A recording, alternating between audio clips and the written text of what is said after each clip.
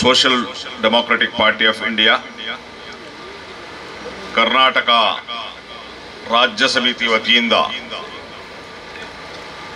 ಬೆಳಗಾಂನಲ್ಲಿ ಚಳಿಗಾಲದ ಅಧಿವೇಶನ ನಡೆಯುವ ಸಂದರ್ಭದಲ್ಲಿ ಸಾಮಾಜಿಕ ನ್ಯಾಯದ ವಿವಿಧ ಜನಾಗ್ರಹಗಳನ್ನು ಎತ್ತಿಕೊಂಡು ಸಾಮಾಜಿಕ ನ್ಯಾಯಕ್ಕಾಗಿ ಬೆಳಗಾಂ ಚಲೋ ಅಂಬೇಡ್ಕರ್ ಜಾಥಾ 2 ಈ ಕಾರ್ಯಕ್ರಮ ಇವತ್ತು ಮಂಗಳೂರು ವಿಧಾನಸಭಾ ಕ್ಷೇತ್ರದ ದೇರಳಕಟ್ಟೆಯಲ್ಲಿ ಸಮಾವೇಶಗೊಂಡಿದೆ. ಈ ಒಂದು ಸಭಾ ಕಾರ್ಯಕ್ರಮದಲ್ಲಿ ಉಪಸ್ಥಿತಿರುವಂತಹ ಈ ಜಾಥಾದ ಸಂಚಾಲಕರು ಆತ್ಮೀಯರಾದಂತಹ BR ಭಾಸ್ಕರ್ ಪ್ರಸಾದ್ ರವರೇ, ಈ ಒಂದು ಸಮಾವೇಶದ ಸಹ ಸಂಚಾಲಕರಾದ ಪಕ್ಷದ ರಾಜ್ಯ ಪ್ರಧಾನ ಕಾರ್ಯದರ್ಶಿಗಳಾದಂತಹ ಅಫ್ಸರ್ ಕೊಂಡ್ಲಿಪೇಟೆ ಅವರೇ, ರಾಜ್ಯ ಕಾರ್ಯದರ್ಶಿಗಳಾದಂತಹ ರಂಜಾನ್ ಕಡಿವಾಳ್ ರವರೇ, ರಿಯಾಜ್ ಕಡಂಬೂರ್ ಅವರೇ, ಕೋಶಾಧಿಕಾರಿ ಅಮ್ಜದ್ ಖಾನ್ ರವರೇ, ಅಶ್ರಫ್ ಅಡ್ಡೂರ್ ರವರೇ, ಬಶೀರ್ ರವರೇ, ನನ್ನ ಮುಂಭಾಗದಲ್ಲಿ ನಿಂತಿರುವ ಪಕ್ಷದ ಎಲ್ಲ ಘಟಕದ ನಾಯಕರುಗಳೇ, ಕಾರ್ಯಕರ್ತರೇ, ಬೆಂಬಲಿಗರೇ, ಹಿತೈಷಿಗಳೇ, ನನ್ನ ಶಬ್ದವನ್ನು ಆಲಿಸುತ್ತಿರುವಂತಹ ಎಲ್ಲ ಬಂಧುಗಳೇ,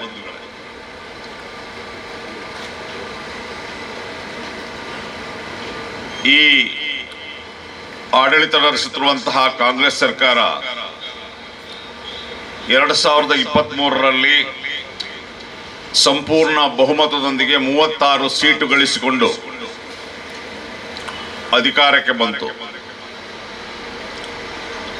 ಇವರು ಅಧಿಕಾರಕ್ಕೆ ಬರುವಾಗ ಇವರ ಪ್ರಣಾಳಿಕೆಗಳಲ್ಲಿ, ಇವರ ಚುನಾವಣಾ ಭಾಷಣಗಳಲ್ಲಿ ಈ ರಾಜ್ಯದ ಜನತೆಗೆ ಕೆಲವೊಂದು ಆಶ್ವಾಸನೆಗಳನ್ನು ಇವರು ನೀಡಿದ್ದಾರೆ. ಈ ಸರ್ಕಾರ ಬಂದು 18 ತಿಂಗಳಾಯಿತು, ಅಂದ್ರೆ 1.5 ವರ್ಷ ಆಯಿತು. ಯಾವ ಆಶ್ವಾಸನೆಗಳನ್ನ, ಯಾವ ವಾಗ್ದಾನಗಳನ್ನ ಇವರು ಜನರಿಗೆ ನೀಡಿದ್ರೋ ಆದ್ರೆ ಅದು ಯಾವುದನ್ನು ಈಡೇರಿಸಿಲ್ಲ. ಈಗ ಹೇಳಿದಂತ ಇದೇ ಬೇಡಿಕೆಗಳನ್ನು ಇಟ್ಟುಕೊಂಡು ನಾವು 2023 ಡಿಸೆಂಬರ್ 6ರಂದು ಬೆಂಗಳೂರಿನ ವಿಧಾನಸೌಧದ ಮುಂಭಾಗದಿಂದ ಡಾಕ್ಟರ್ ಬಾಬಾ ಸಾಹೇಬ್ ಅಂಬೇಡ್ಕರ್ ಅವರ ಪುತ್ಥಳಿಗೆ ಹೂವಿನ ಹಾರ ಹಾಕುವುದರೊಂದಿಗೆ ಆರಂಭಗೊಂಡು ನಾವು ಬೆಳಗಾಂ ತಲುಪಿ ರಾಜ್ಯ ಸರ್ಕಾರಕ್ಕೆ ನಮ್ಮ ಬೇಡಿಕೆಗಳನ್ನು ಇಟ್ಟಿದ್ದೆವು. ಆ ಸಂದರ್ಭದಲ್ಲಿ ಬೆಳಗಾಂನ ಸುವರ್ಣ ವಿಧಾನಸೌಧದಲ್ಲಿ ಸಮಾವೇಶಗೊಂಡ ನಮ್ಮ ಜಾಥಾದ ಆ ಧರಣಿ ಸ್ಥಳಕ್ಕೆ ಬಂದಂತಹ ಸರ್ಕಾರದ ಮಂತ್ರಿಗಳು, ವೈದ್ಯಕೀಯ ಸಚಿವರಾದಂತಹ ಶರಣಪ್ರಕಾಶ್ ಪಾಟೀಲ್ ರವರು ಮುಖ್ಯಮಂತ್ರಿಗಳ ಪರವಾಗಿ ನಮ್ಮ ಪೆಂಡಾಲ್ಗೆ ಬಂದರು. ನಮ್ಮ ಅಹವಾಲುಗಳನ್ನು ಸ್ವೀಕರಿಸಿದ್ರು. ನಮ್ಮ ಬೇಡಿಕೆಗಳು, ನಮ್ಮ ಅಹವಾಲುಗಳು ಏನಿತ್ತು ಅಂತ ಹೇಳಿದ್ರೆ, ಒಂದನೇದು ಪರಿಶಿಷ್ಟ ಜಾತಿ ಶೆಡ್ಯೂಲ್ ಕ್ಯಾಸ್ಟ್ ನೊಳಗೆ ಸಬ್ಕೋಟಾ ಅಥವಾ ಒಳ ಮೀಸಲಾತಿಯನ್ನ ಕಲ್ಪಿಸಬೇಕು. ಯಾಕಂದ್ರೆ 30 ವರ್ಷದಿಂದ ಸುದೀರ್ಘ ಹೋರಾಟ ಆಗಿರ್ತದೆ. ಅದು ಶೆಡ್ಯೂಲ್ ಕಾಸ್ಟ್ ಸಮುದಾಯದೊಳಗೆ ದಲಿತ ಸಮುದಾಯಗಳಿರುವಂತಹ ಅಸ್ಪೃಶ್ಯ ಸಮುದಾಯಕ್ಕೆ ಒಳ ಮೀಸಲಾತಿಯನ್ನು ಕಲ್ಪಿಸಬೇಕು ಅಂತ ಹೇಳಿ. ಅದೇ ರೀತಿ ಬಿಜೆಪಿ ಮುಸಲ್ಮಾನರಿಂದ ಕಿತ್ತುಕೊಂಡ 2B ರಿಸರ್ವೇಶನ್ ಅನ್ನ ಮರುಸ್ಥಾಪನೆ ಮಾಡಬೇಕು ಅಂತ ಹೇಳಿ, ಮರುಸ್ಥಾಪನೆ ಮಾಡಿ 8%ಗೆ ಏರಿಸಬೇಕು ಅಂತ ಹೇಳಿ. ಮೂರನೇ ನಮ್ಮ ಪ್ರಮುಖ ಬೇಡಿಕೆ ಹಿಂದುಳಿದ ವರ್ಗದ ಆಯೋಗವಾದಂತಹ ಏನು ಕಾಂತರಾಜ್ ಆಯೋಗ ಕರ್ನಾಟಕ ರಾಜ್ಯದಲ್ಲಿ ಶೈಕ್ಷಣಿಕ, ಸಾಮಾಜಿಕ, ಆರ್ಥಿಕ ಒಂದು ಸಮೀಕ್ಷೆ ನಡೆಸಿ ಒಂದು ವರದಿಯನ್ನು ಕೊಡ್ತದೆ. ಆ ವರದಿಯನ್ನ ಜಾರಿಗೊಳಿಸಿ ಅಂತೇಳಿ. ಆದ್ರೆ ನಮ್ಮ ಮನವಿಯನ್ನು ಸ್ವೀಕರಿಸಿದಂತ ಈ ಸರ್ಕಾರ ಈ ಬಗ್ಗೆ ಯಾವುದೇ ಗಂಭೀರವಾದಂತ ಚಿಂತನೆಯನ್ನು ಹರಿಸಲಿಲ್ಲ. ಯಾಕೆ ಕಾರಣ ಗೊತ್ತಾ ನಿಮಗೆ? ನಿಮಗೆ ಸ್ಪಷ್ಟವಾಗಿ ಗೊತ್ತಿರಬೇಕು, ಈ ಏನು ಬೇಡಿಕೆಗಳಿದೆಯೋ ಈ ಬೇಡಿಕೆಗಳು ಯಾರ್ದು? ಈ ಬೇಡಿಕೆಗಳು 2B ರಿಸರ್ವೇಶನ್ ಇಲ್ಲಿನ ಅಲ್ಪಸಂಖ್ಯಾತರು ಅಂದ್ರೆ ಮುಸಲ್ಮಾನರದು. ಅದೇ ರೀತಿ ಒಳ ಮೀಸಲಾತಿ ಯಾರ್ದು? SC ಸಮುದಾಯಗಳ ಒಳಗಡೆ ಇರುವಂತಹ ಸಮುದಾಯಗಳದು. ಮೂರನೇ ಬೇಡಿಕೆ ಹಿಂದುಳಿದ ಏನೋ ಸಾಮಾಜಿಕ ನ್ಯಾಯದ ಒಂದು ಕಾಂತರಾಜ್ ಆಯೋಗದ ವರದಿ ಈ ನಾಡಿನ ಸಮಸ್ತ ಹಿಂದುಳಿದ ವರ್ಗಗಳಿಗೆ ಪರವಾಗಿರುವಂತ. ಆದ್ರೆ ಈ ಮೂರು ಗಂಭೀರವಾದಂತಹ ಇಶ್ಯೂಗಳನ್ನ, ಜನಪರ ಇಶ್ಯೂಗಳನ್ನ ಸರ್ಕಾರ ಗಂಭೀರವಾಗಿ ಪರಿಗಣಿಸದೆ ಅದಕ್ಕೆ ಪರಿಹಾರವನ್ನು ಕಂಡುಕೊಳ್ಳಲಿಲ್ಲ. ಯಾಕೆ ಅನ್ನುವಂಥದನ್ನ ನಾವು ನೀವು ಗಂಭೀರವಾಗಿ ಪರಿಗಣಿಸಬೇಕು. ಯಾಕೆ ಇವರು 2B ಮೀಸಲಾತಿಯನ್ನ ಮರುಸ್ಥಾಪನೆಗೊಳಿಸೋದಿಲ್ಲ? ಬಿಜೆಪಿ ನಮ್ಮಿಂದ ಕಿತ್ಕೊಳ್ತು. 1996ರಿಂದ ಇದ್ದಂತ 4% ರಿಸರ್ವೇಶನ್. ಇವರು ಆಗ ವಿರೋಧ ಪಕ್ಷದಲ್ಲಿದ್ರು. ಆಗ ಇವರು ಹೇಳಿದ್ದು, ನಾವು ನಮ್ಮ ಸರ್ಕಾರ ಬಂದ್ರೆ ಅದೇ ದಿನ ನಾವು 2B ರಿಸರ್ವೇಶನ್ ಅನ್ನ ಮರುಸ್ಥಾಪನೆ ಮಾಡ್ತೀವಿ. ಸಿದ್ದರಾಮಯ್ಯನವರು ಹೇಳಿದ್ರು, DK ಶಿವಕುಮಾರ್ ಹೇಳಿದ್ರು, ಎಲ್ಲರೂ ಕೂಡ ಹೇಳಿದ್ರು. ನಾನು ಸುಳ್ಳೇ ಹೇಳೋದಿಲ್ಲ. ನೀವೆಲ್ಲರೂ ಕೂಡ ನಿಮ್ಮ ಹತ್ರ ಗೂಗಲ್ ಇದೆ. ಅವತ್ತಿನ ಸಂದರ್ಭದಲ್ಲಿ ಯಾರಲ್ಲಿ ಏನನ್ನ ಸ್ಟೇಟ್ಮೆಂಟ್ ಕೊಟ್ಟಿದ್ದಾರೆ ಅಂತ ಒಂದ್ಸಲ ನೋಡಿ. ನಮ್ಮ ರಾಜ್ಯದ ಉಪಮುಖ್ಯಮಂತ್ರಿಗಳಾದಂತಹ DK ಶಿವಕುಮಾರ್ ಅವರು ಹೇಳಿದಂತ ಮಾತು ಪತ್ರಕರ್ತರು ಕೇಳಿದಾಗ, we will restore the 2B reservation the same day when Congress government will comes to power. Power ಬಂದು ಎಷ್ಟು ತಿಂಗಳಾಯ್ತು? 18 ತಿಂಗಳಾಯ್ತು, 1.5 ವರ್ಷ ಆಯ್ತು. ಯಾಕೆ ಈ ಬೇಡಿಕೆಯನ್ನ ಈಡೇರಿಸಿಲ್ಲ? ಯಾಕೆ ಜಾರಿಗೆ ತರಲಿಲ್ಲ ಗೊಂತ? ಯಾಕೆಂದ್ರೆ ಮುಸಲ್ಮಾನರನ್ನ ಅವರು ಗುಲಾಮರು ಅಂತ ತಿಳ್ಕೊಂಡಿದ್ದಾರೆ. ವೋಟ್ ನೀವು ಕೇಳಿದಾಗ ವೋಟ್ ಹಾಕುವ ವೋಟಿಂಗ್ ಮಿಷಿನ್, ನೀವು ಗುಲಾಮರು. ನಾವು ಮತ ಕೇಳಿದಾಗ ಮತ ಹಾಕುವಂತ ಒಂದು ಸಮುದಾಯ, ಆಡಿನಂತ ನಾಯಿಗಳಂತ ಸಮುದಾಯ ಅಂತೇಳಿ ಅವ್ರು ತಿಳ್ಕೊಂಡಿದ್ದಾರೆ. ಕುರಿಗಳು ನೀವು ಅಂತ ತಿಳ್ಕೊಂಡಿದ್ದಾರೆ.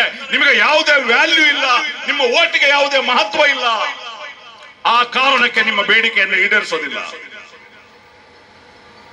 ಇವತ್ತು ಬಲಾಢ್ಯವಾದಂತಹ ಪಂಚಮಸಾಲಿ ಸಮುದಾಯ ಅದರ ಮಠಾಧೀಶರ ನೇತೃತ್ವದಲ್ಲಿ ಸುವರ್ಣ ವಿಧಾನಸೌಧದಲ್ಲಿ ಪ್ರತಿಭಟನೆ ಮಾಡಿದಾಗ ಯಾರು ಹೋಗ್ತಾರೆ ಗೊತ್ತಾ?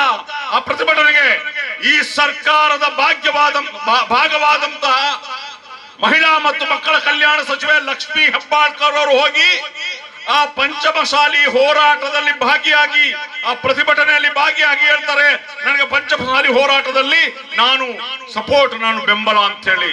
ದುರದೃಷ್ಟವಶಾತ್ ನಮಗಿದ್ದಂತಹ 2B ರಿಸರ್ವೇಶನ್ ಅನ್ನ ಕಿತ್ತುಕೊಂಡ ಬಿಜೆಪಿ 15 ತಿಂಗಳಾದ್ರೂ ನಮ್ಮನ್ನ ಪ್ರತಿನಿಧಿಸುವಂತಹ UT ಖಾದರ್ ಸೇರಿದಂತೆ 10 ಜನ ಮುಸಲ್ಮಾನರ MLAಗಳಿದ್ದಾರಲ್ಲ, ಒಬ್ಬನೇ ಒಬ್ಬ ಮಾತಾಡ್ತಾ ಇಲ್ಲ. ಧೈರ್ಯ ಇಲ್ಲಿ ಅವರಿಗೆ ದಮ್ಮಿಲ್ಲ. ಕಾಂಗ್ರೆಸ್ನ ಹೈಕಮಾಂಡ್ಗೆ ಸೋನಿಯಾ ಗಾಂಧಿ ಮುಂದೆ, ರಾಹುಲ್ ಗಾಂಧಿಯ ಮುಂದೆ ನಿಂತು ನಮ್ಮ ಬೇಡಿಕೆ ಈಡೇರಿಸಿದ್ದರೆ 1 ಕೋಟಿ ಮುಸಲ್ಮಾನರನ್ನು ಪ್ರತಿನಿಧಿಸುವ ನಮ್ಮ ಬೇಡಿಕೆ ಈಡೇರಿಸಿದರೆ ಕಾಂಗ್ರೆಸ್ನಿಂದ ರಾಜೀನಾಮೆ ಕೊಡ್ತೀವಿ ಅಂತ ಹೇಳುವ ದಮ್ಮು ಈ UT ಖಾದರ್ಗೆ ಸೇರಿ ಯಾರಿಗೂ ಇಲ್ಲ. ಈ ಸತ್ಯವನ್ನು ನೀವು ಅರ್ಥ ಮಾಡ್ಕೊಳ್ಬೇಕು. ಈ ಸತ್ಯವನ್ನು ನೀವು ಅರ್ಥ ಮಾಡ್ಕೊಳ್ಬೇಕು. ಸಮುದಾಯ ಪರವಾಗಿಲ್ಲ ಇವರು. ಇವರಿಗೆ ಅಧಿಕಾರ ಬೇಕು, ಇವರಿಗೆ ಅಂತಸ್ತು ಬೇಕು, ಇವರ ಮಕ್ಕಳಿಗೆ ಬಿಸ್ನೆಸ್ ಬೇಕು, ಇವರಿಗೆ ದುಬೈಯಲ್ಲಿ ಬಿಸ್ನೆಸ್ ಬೇಕು, ಇವರ ಬಿಸ್ನೆಸ್ ಸಾಮ್ರಾಜ್ಯವನ್ನು ವಿಸ್ತರಿಸ್ತಾರೆ ಹೊರತು ಇವರ ಅಣ್ಣ ತಮ್ಮಂದಿರಿಗೆ ಒಳ್ಳೊಳ್ಳೆ ಪೋಸ್ಟ್ ಬೇಕು. ಅದು ಬಿಟ್ರೆ ಈ ಬಡ ಸಮುದಾಯದ ಬಗ್ಗೆ ಚಿಂತನೆ ಮಾಡುವಂತಹ ಒಂದೇ ಒಂದು ನಿಮಿಷ ಇವರು ಚಿಂತನೆ ಮಾಡುವುದಿಲ್ಲ. ಅರ್ಥ ಮಾಡ್ಕೊಳ್ಬೇಕು. Very simple. ಎಷ್ಟು ಸಿಂಪಲ್ ಅಂದ್ರೆ ಇದು, ಈ 10 ಜನ ಮುಸ್ಲಿಂ MLAಗಳು ಹೋಗಿ ರಾಹುಲ್ ಗಾಂಧಿ ಹತ್ರ ನಮ್ಮ 2B ರಿಸರ್ವೇಶನ್ ಅನ್ನ ನೀವು ಮರುಸ್ಥಾಪನೆ ಹೊಡೆದ್ರೆ ನಾವು ರಾಜೀನಾಮೆ ಕೊಡ್ತೀವಿ ಅಂತ ಒಂದು ಮಾತು ಹೇಳಿ ನೋಡ್ಲಿ.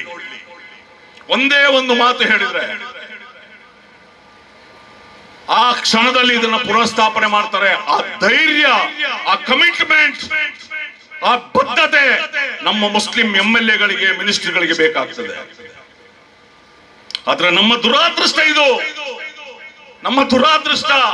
ಎಂತಹ MLAಗಳನ್ನ ನಾವು ಕಳಿಸ್ತೀವಿ ಅಂದ್ರೆ ಈ 18 ತಿಂಗಳಲ್ಲಿ ಒಬ್ಬನೇ ಒಬ್ಬ MLA 2B ರಿಸರ್ವೇಶನ್ ಬಗ್ಗೆ ಸದನದ ಒಳಗೂ ಮಾತಾಡಲಿಲ್ಲ, ಸದನದ ಹೊರಗೂ ಮಾತಾಡಲಿಲ್ಲ. ಇದು ನಮ್ಮ ದುರಾದೃಷ್ಟ. ಎರಡನೇ ಸಮುದಾಯ SC ಸಮುದಾಯದ ಎಡಗೈ ಸಮುದಾಯವಾದಂತ, ಅದರಲ್ಲಿ ಸಾಕಷ್ಟು ಮಂತ್ರಿಗಳು MLA ಗಳಿದ್ದಾರೆ. ಯಾರು ಕೂಡ ಒಳ ಮೀಸಲಾತಿಯಾಗಿ ಗಟ್ಟಿಯಾಗಿ ಮಾತಾಡೋದಿಲ್ಲ. ಸಿದ್ದರಾಮಯ್ಯನವರ ಹತ್ರ ನಿಂತ್ಕೊಂಡು ನೀವೇನಾದ್ರೂ ನಮ್ಮ ಒಳ ಮೀಸಲಾತಿಯನ್ನು ಜಾರಿಗೊಳಿಸದಿದ್ರೆ ನಮ್ಮ ಶಾಸಕ ಸ್ಥಾನಕ್ಕೆ ರಾಜೀನಾಮೆ ಕೊಡ್ತೀವಿ ಅಂತ ಹೇಳುವ ಧೈರ್ಯ ಈ ಸಮುದಾಯದ MLA ಗಳಿಗಿಲ್ಲ. ನಮ್ಮ ವೋಟ್ ಬ್ಯಾಂಕ್ ಇವರಿಗೆ. ಅದೇ ರೀತಿ ಹಿಂದುಳಿದ ವರ್ಗದ ಅವರಿಗೆ ಈ ಏನು ಕಾಂತರಾಜ್ ಆಯೋಗದ ವರದಿಯನ್ನ ಜಾರಿಗೊಳಿಸಲಿಕ್ಕೆ ಅದು ಕೂಡ ಅವ್ರು ಕೇಳ್ತಾ ಇಲ್ಲ ಹಿಂದುಳಿದ ವರ್ಗಗಳು. ಯಾಕಂದ್ರೆ ಇವರಿಗೆ ಒಂದು ಲಾಬಿ ಮಾಡುವಂತಹ ಒಂದು ಗವರ್ಮೆಂಟ್ಗೆ ಒಂದು ಒತ್ತಡ ತರುವಂತಹ ಕೆಪಾಸಿಟಿನೇ ಇಲ್ಲದಾಗಿದೆ. ಹಿಂದುಳಿದ ವರ್ಗಗಳ ಏನು ಈ ಕಾಂತರಾಜ್ ಆಯೋಗ ಇದೆ, ಇದು ಸಮಸ್ತ ಕರ್ನಾಟಕ ಜನರಿಗೆ ಅನ್ವಯ ಆಗುತ್ತೆ.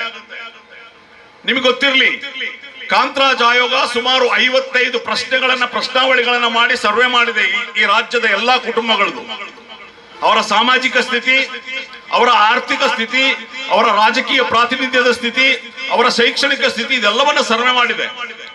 ಡಾಟಾ ಮಾಡಿ ಸಂಗ್ರಹ ಮಾಡಿಟ್ಕೊಂಡಿದ್ದಾರೆ. ಅದು ಹೊರಗಡೆ ಬಂದ್ರೆ ಯಾರಿಗೆ ಎಷ್ಟು ಪ್ರಾತಿನಿಧ್ಯ ಇದೆ ಅಂತ ಗೊತ್ತಾಗ್ತದೆ. ಮುಸಲ್ಮಾನರಿಗೆ ಎಷ್ಟು ಪ್ರಾತಿನಿಧ್ಯ ಇದೆ, ಹಿಂದುಳಿದ ವರ್ಗಕ್ಕೆ ಎಷ್ಟು ಪ್ರಾತಿನಿಧ್ಯ, ಕುರುಬರಿಗೆ ಎಷ್ಟಿದೆ, ಈ ಎಲ್ಲಾ ಸಮುದಾಯಗಳ ಆರ್ಥಿಕ, ಸಾಮಾಜಿಕ, ರಾಜಕೀಯ, ಶೈಕ್ಷಣಿಕ ಸ್ಥಿತಿ ಗೊತ್ತಾಗ್ತದೆ. ಆನಂತರ ಯೋಜನೆಗಳನ್ನು ರೂಪಿಸಬಹುದು, ರಿಸರ್ವೇಶನ್ಗಳನ್ನು ಕೊಡಬಹುದು. ಆದ್ರೆ ಅದನ್ನ ತರ್ತಾ ಇಲ್ಲ.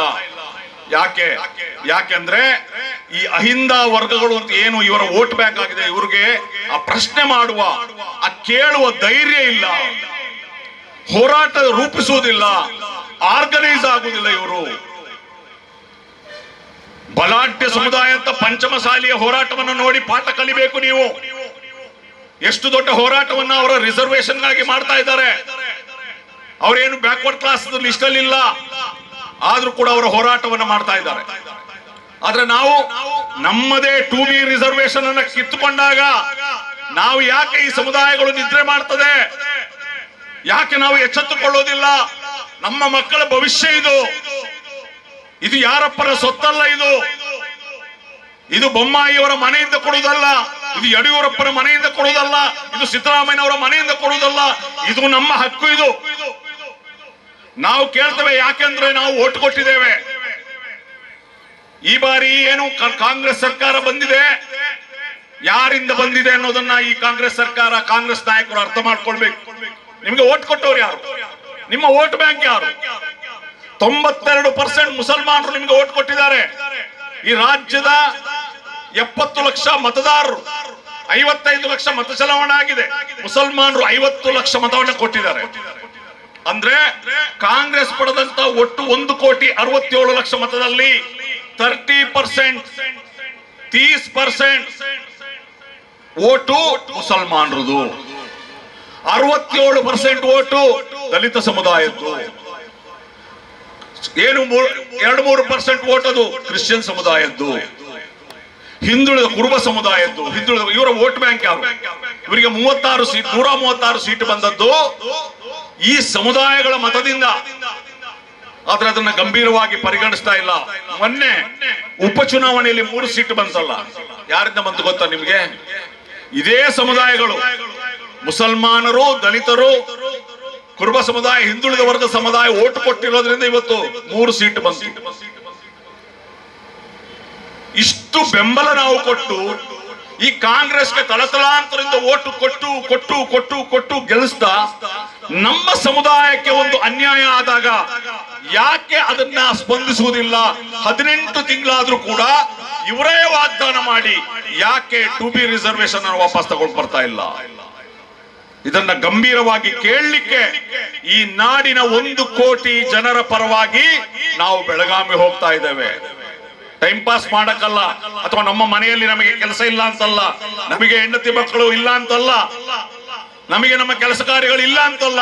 ಆದ್ರೆ ಸೋಷಿಯಲ್ ಡೆಮಾಕ್ರೆಟಿಕ್ ಪಾರ್ಟಿ ಆಫ್ ಇಂಡಿಯಾಗೆ ಒಂದು ಬದ್ಧತೆ ಇದೆ, ಒಂದು ಕಾಳಜಿ ಇದೆ. ಈ ತಳ ಸಮುದಾಯಗಳನ್ನ ಒಂದು ಎಂಪವರ್ಡ್ ಕಮ್ಯುನಿಟಿಯನ್ನಾಗಿ ಮಾಡಬೇಕು. ಸಾಮಾಜಿಕವಾಗಿ, ಶೈಕ್ಷಣಿಕವಾಗಿ, ಆರ್ಥಿಕವಾಗಿ ಈ ಸಮುದಾಯಗಳನ್ನ ಮೇಲೆತ್ತಬೇಕು ಅನ್ನುವಂಥ ಒಂದು ಕಾಳಜಿ ಇದೆ, ಒಂದು ಬದ್ಧತೆ ಇದೆ, ಒಂದು ಕಮಿಟ್ಮೆಂಟ್ ಇದೆ. ಅದಕ್ಕಾಗಿ ಈ ಇಶ್ಯೂಗಳನ್ನು ಎತ್ಕೊಂಡು ನಾವು ಬೆಳಗಾಂಗೆ ಹೋಗ್ತಾ ಇದ್ದೀವಿ. ಇನ್ನು ವಕ್ಫ್ ನ ಸಂಬಂಧಪಟ್ಟಂತೆ ಈ ವಕ್ಫ್ ಭೂಮಿ ಅನ್ನುವಂಥದ್ದು ತುಂಬಾ ಜನ ತಿಳ್ಕೊಂಡಿದ್ದಾರೆ. ಕೆಲವು ಮೀಡಿಯಾಗಳು ಅಪಪ್ರಚಾರ ಮಾಡ್ತಾ ಇದ್ದೇನೆ ಸರ್ಕಾರದ ಭೂಮಿ ಅಂತೇಳಿ. ನಿಮಗೆ ಗೊತ್ತಿರಲಿ, ವಕ್ಫ್ ಭೂಮಿ ಸರ್ಕಾರದ ಭೂಮಿ ಅಲ್ಲ. ಮುಸ್ಲಿಂ ಸಮುದಾಯದ ಶ್ರೀಮಂತ ವರ್ಗ, ಮುಸಲ್ಮಾನರ ಧಾರ್ಮಿಕ, ಶೈಕ್ಷಣಿಕ, ಸಾಮಾಜಿಕ ಅಭಿವೃದ್ಧಿಗಾಗಿ ಕೊಟ್ಟಂತ ಭೂಮಿ ಅದು. ಅದು ಯಾವುದೇ ಸರ್ಕಾರ ಕೊಟ್ಟಂತ ಭೂಮಿ ಅಲ್ಲ. ಇವತ್ತು ಕರ್ನಾಟಕ ರಾಜ್ಯದಲ್ಲಿ 1,06,000 ಎಕರೆ ವಕ್ಫ್ ನೋಟಿಫಿಕೇಶನ್ ಆದಂತ ಭೂಮಿ ಇದೆ. ಆದ್ರೆ ವಕ್ಫ್ ಬೋರ್ಡ್ ನ ಅಧೀನದಲ್ಲಿ ಈಗಿರುವಂತದ್ದು ಕೇವಲ 23,000 ಎಕರೆ. ಸರಿಸುಮಾರು 86-87,000 ಎಕರೆ ಒತ್ತುವರಿಯಾಗಿದೆ, ಕಬಳಿಸಿದ್ದಾರೆ. ಅದನ್ನ ಪುನಃ ವಕ್ಫ್ ಬೋರ್ಡ್ಗೆ ವಾಪಸ್ ಪಡಿಬೇಕು. ಅದು ಒಂದು ಪ್ರೋಸೆಸ್. ಅದು ಬಿಜೆಪಿ ಸರ್ಕಾರ, ಯಾವುದೇ ಸರ್ಕಾರ ಇದ್ರೂ ಕೂಡ ಯಾರು ಒತ್ತುವರಿ ಮಾಡ್ಕೊಂಡಿದ್ದಾರೆ ಅವರಿಗೆ ನೋಟಿಸ್ ಕೊಡುವಂತದ್ದು ಅದೆಲ್ಲವೂ ಕೂಡ ಸಾಮಾನ್ಯ. ಇದೇ ಬಿಜೆಪಿ ಸರ್ಕಾರದಲ್ಲಿ ಈ ಒತ್ತುವರಿಯ ಬಗ್ಗೆ ಅರಿಲಿಕ್ಕೆ ಅನ್ವರ್ ಮಾಣಿಪ್ಪಾಡಿ ವರದಿ ಬಂತು. ಈ ಅನ್ವರ್ ಮಾಣಿಪ್ಪಾಡಿ ವರದಿ ಬಿಜೆಪಿ ಸರ್ಕಾರ ತಂದದ್ದು. ಆನಂತರ ಲೋಕಾಯುಕ್ತ ತನಿಖೆ ಮಾಡ್ತದೆ, ಉಪಲೋಕಾಯುಕ್ತ ಆನಂತರ ಅವರ ತನಿಖೆ ಮಾಡ್ತದೆ. ಅದರಲ್ಲಿ ಯಾರೆಲ್ಲ ಒತ್ತುವರಿ ಮಾಡಿದ್ದಾರೆ, ಎಷ್ಟು ಒತ್ತುವರಿ ಮಾಡಿದ್ದಾರೆ, ಯಾರೆಲ್ಲ ಇದರಲ್ಲಿ ಆರೋಪಿಗಳು ಅನ್ನೋದು ಸ್ಪಷ್ಟ ಇದೆ. 2012ರಲ್ಲಿ ಲೋಕಾಯುಕ್ತ ಉಪಲೋಕಾಯುಕ್ತ ನೇಮಕ ಆಗ್ತದೆ. ಆನಂತರ ವರದಿ ಸಿದ್ಧವಾದಾಗ ಕಾಂಗ್ರೆಸ್ ಗೌರ್ಮೆಂಟ್ ಬರ್ತದೆ. ಇದೇ ಸಿದ್ದರಾಮಯ್ಯನವರಿಗೆ ಉಪಲೋಕಾಯುಕ್ತ ಆನಂದ್ರ ಅವರು ವರದಿ ಸಲ್ಲಿಸ್ತಾರೆ. ಆದ್ರೆ ವರದಿ ತಳ್ಳೋದಿಲ್ಲ, ವರದಿ ಬಹಿರಂಗಗೊಳಿಸೋದಿಲ್ಲ. ಯಾಕಂದ್ರೆ ಆ ವರದಿಯಲ್ಲಿ ಕಾಂಗ್ರೆಸ್ನ ಮಿನಿಸ್ಟರ್ಗಳ, MLAಗಳ ಹೆಸರಿದೆ ವಕ್ಫ್ನ ಭೂಮಿಯನ್ನ ಲೂಟಿ ಹೊಡೆದು. ಹಾಗಾಗಿ ನಮ್ಮ ಬೇಡಿಕೆ ವಕ್ಫ್ ಭೂಮಿಯ ಬಗ್ಗೆ ಏನು ಕೇಂದ್ರ ಸರ್ಕಾರ ತರಲಿಕ್ಕೆ ಹೊರಟಿದೆ, ಒಂದು ಕಾನೂನು ಅಮೆಂಡ್ಮೆಂಟ್ ಬಿಲ್ ಅನ್ನು ತರಲಿಕ್ಕೆ ಹೊರಟಿದೆ, ಅದರ ವಿರುದ್ಧವಾಗಿ ಕರ್ನಾಟಕ ವಿಧಾನಸಭೆಯಲ್ಲಿ ರೆಸೊಲ್ಯೂಷನ್ ಪಾಸ್ ಮಾಡಬೇಕು ಅನ್ನುವಂತ ನಮ್ಮ ಬೇಡಿಕೆ. ಮತ್ತು ಕರ್ನಾಟಕದಲ್ಲಿರುವ ಅಷ್ಟು ವಕ್ಫ್ ಭೂಮಿಗಳನ್ನ ಸಂರಕ್ಷಣೆ ಮಾಡಬೇಕು ಅನ್ನುವಂತ ಬೇಡಿಕೆ ಇದೆ. ಅಲ್ಪಸಂಖ್ಯಾತರಿಗೆ 10,000 ಕೋಟಿ ನೀವು ಈ ಬಾರಿಯ ಬಡ್ಜೆಟ್ ನಲ್ಲಿ ಇಡಬೇಕು ಅನ್ನುವಂತ ಬೇಡಿಕೆ ಇದೆ. ಖಾಸಗಿ ವಲಯದಲ್ಲಿ ಮೀಸಲಾತಿ ಕೊಡಬೇಕು ಅನ್ನುವಂತ ಬೇಡಿಕೆ ಇದೆ. ಈ ರೀತಿ ಹಲವಾರು ಬೇಡಿಕೆಗಳನ್ನು ಎತ್ತುಕೊಂಡು ನಾವು ಬೆಳಗಾಂಗೆ ಹೋಗ್ತಾ ಇದ್ವಿ. ನಿಮ್ಮೆಲ್ಲರ ಬೆಂಬಲ ಯಾವತ್ತು ಇರಲಿ ಅಂತ ಈ ಸಂದರ್ಭದಲ್ಲಿ ಹೇಳ್ತಾ, ಅವಕಾಶಕ್ಕಾಗಿ ಧನ್ಯವಾದಗಳನ್ನು ಸಮರ್ಪಿಸ್ತಾ ನನ್ನ ಮಾತನ್ನು ಮುಗಿಸ್ತೇನೆ. ಜೈ ಹಿಂದ್, ಜೈ ಕರ್ನಾಟಕ, ಜೈ SDPI, ಜೈ ಭೀಮ್.